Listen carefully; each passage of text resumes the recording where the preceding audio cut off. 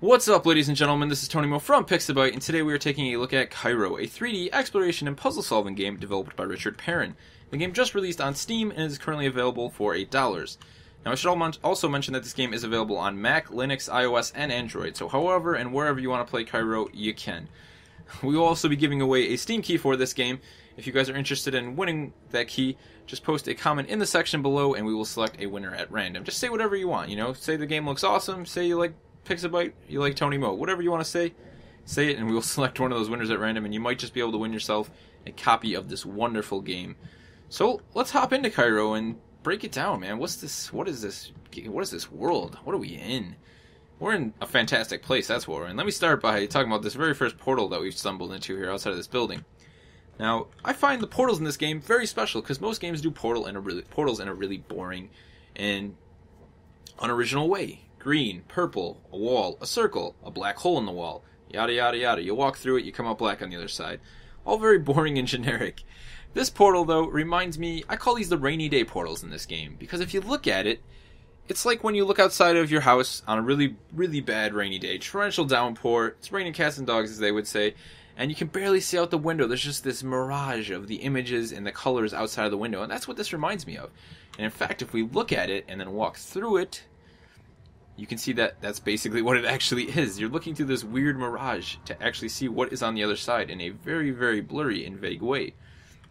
Now, each of the environments that you stumble into in Kairo are unique yet similar. The architecture is obviously very distinguishable in each area. You might stumble into something that reminds you of Egyptian pyramids, or something that looks very modern, or something that looks even more historical.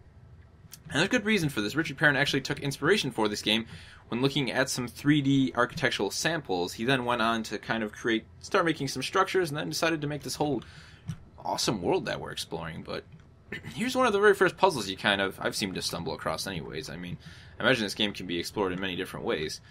But here are these symbols. These are frequent throughout the game. They all kind of seem to use the same arch shape, but in different sizes and in different combinations. So let's push this chair back.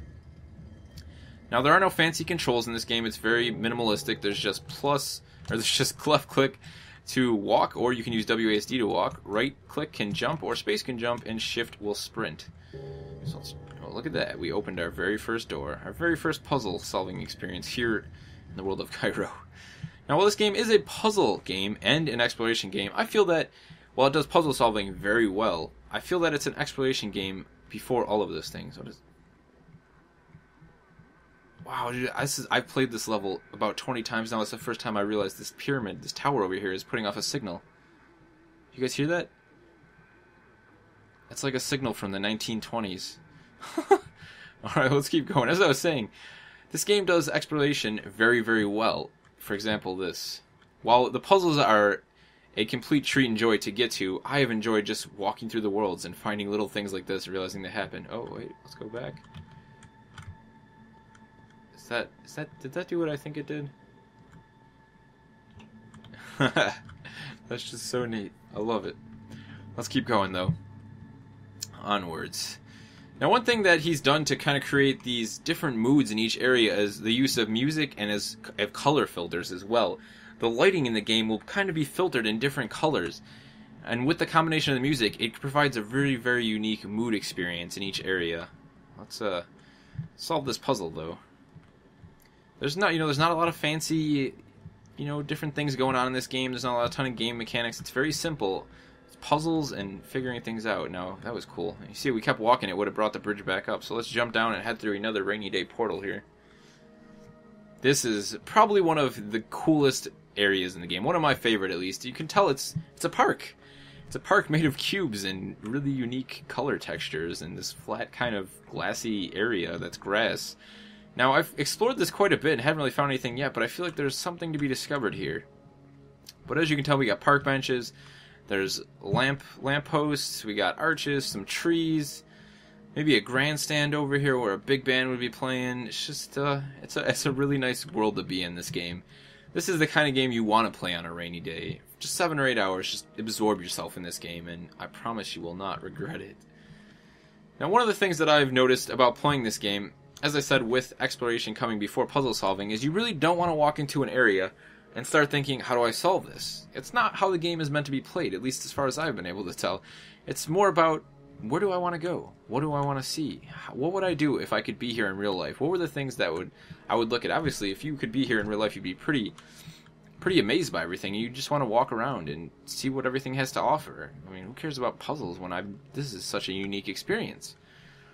This, you can see, this is kind of a multiple branched off area. I mean, I imagine this is some sort of giant puzzle we have to solve here, but let's go through this place. I've been here before and I enjoy it quite a bit, actually.